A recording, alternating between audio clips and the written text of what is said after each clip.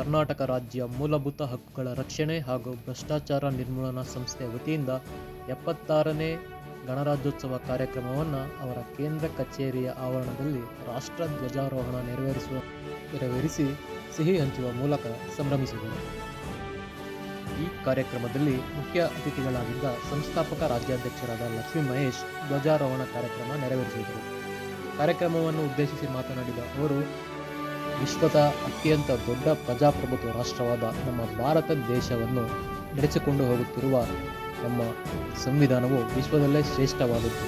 ಇಂತಹ ಶ್ರೇಷ್ಠವಾದ ಸಂವಿಧಾನವನ್ನು ಸಿದ್ಧಪಡಿಸಿ ರಾಷ್ಟ್ರಕ್ಕೆ ಅರ್ಪಿಸಿದ ದಿನವನ್ನೇ ನಾವು ಗಣರಾಜ್ಯೋತ್ಸವ ದಿನವನ್ನಾಗಿ ಆಚರಿಸಲಾಗುತ್ತದೆ ಎಂದು ಹೇಳಿದರು. ಈ ಒಂದು ಕಾರ್ಯಕ್ರಮದಲ್ಲಿ ಸಮಿತಿಯ ರಾಜ್ಯ ಗೌರವಾಧ್ಯಕ್ಷರಾದ ಗುರುಸೋಮಪ್ಪ, ಚಾಮರಾಜನಗರ ಜಿಲ್ಲಾಧ್ಯಕ್ಷರು ಎಸ್ ಈಶ್ವರ, ಗುಂಡ್ಲುಪೇಟೆ ತಾಲೂಕು ಅಧ್ಯಕ್ಷರು ಕಿಲ್ಗೆರೆ ವಾಸು, ತಾಲೂಕು ಸಮಿತಿಯ ಶಿವಕುಮಾರ್, ಲಕ್ಕೂರು ನಾಗರಾಜು, ಲಕ್ಕೂರು ಸುರೇಶ, ಲಕ್ಕೂರು ಕುಮಾರ, ಮಂಜು, ಶಿವನಂಜಪ್ಪ, ರೇಖಾ, ಉತ್ತರಾಜಮ್ಮ, ಸವಿತಾ, ಹರವೆ ಹೋಬಳಿಯ ಅಧ್ಯಕ್ಷರಾದಂಥ ಶಾಂತ ಮಲ್ಲಿಕಾರ್ಜುನ, ಕುತ್ತಲವಾಡಿ ಉದ್ಯಮಿಗಳಾದ ನಟರಾಜು, ಮಹೇಶ, ತೆರಕಣಂಬಿ ಹುಂಡಿಯ ಶಿವಯ್ಯ, ರಾಜು, ನಾಗರಾಜು, ಪ್ರಜ್ವಲ್ ಹಾಗೂ ಹಲವಾರು ಪದಾಧಿಕಾರಿಗಳು ಹಾಜರಿದ್ದರು.